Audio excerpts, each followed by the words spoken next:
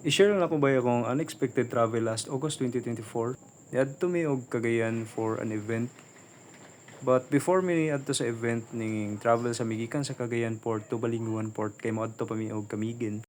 Then pag abot na mo sa Camiguin ning diretso mi sa ilahang Capitol. Yan nag-discuss sila about sa tourism sa ilang lugar. Then mga rules na dapat nimo sundon as tourist. Then nag-introduce sila og mga tourist spots. But nahutdan mi og tayo mga murang nalaag kay kining Ardent Hot Spring. Nindot sa dito ang lugar, medyo mingaw. Kaso dili naman daw init ang tubig ana akong mga kauban. Pero worth it ra gyapon namong pag-adto. Then after adto ni proceed mi sa White Island. Usa ni siya ka sandbar. Pinakauna nga sandbar gid nga akong naadtuan. Medyo kulba lang pagpadong namo diri kay medyo dagko ang balod. Pero worth it gyapon. Then after sa Camiguin, ning proceed na mi to Bukidnon. Nilaag mi sa Dahilayan Forest Park.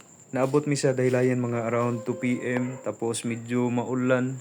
Nagpicture-picture kami dito gamay tapos ni sakay mi sa ilang zipline. Kani gid ang pinaka first nga zipline nga akong na-try tapos pag una kulba kayo kay medyo taas gid kay siya. Tapos layo pa jud kayo pero pag nanaka dito ma-enjoy na nimo nindot kay sa feelings. Tapos after nagdahilayan adto na mi sa Cagayan kaya para sa event. Tapos after sa event ning stay ra mi dito og one night. Dayon diri ako natulog sa floor kay kung adto ko sa bed igo kay sa aircon tapos di ko ganahan gitugnaw kayo. Dayon pagsunod gabi kay ning sakay na mi barko padung balik sa Cebu.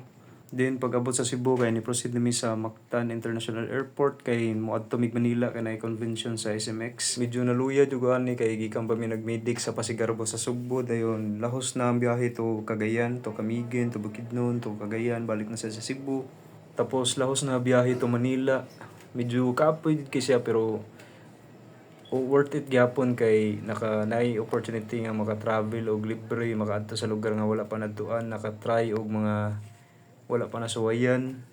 Ang thankful lagi pong guys sa opportunity niya unta mausban pa ni puhon matagaan og chance na maka-travel na sa balik.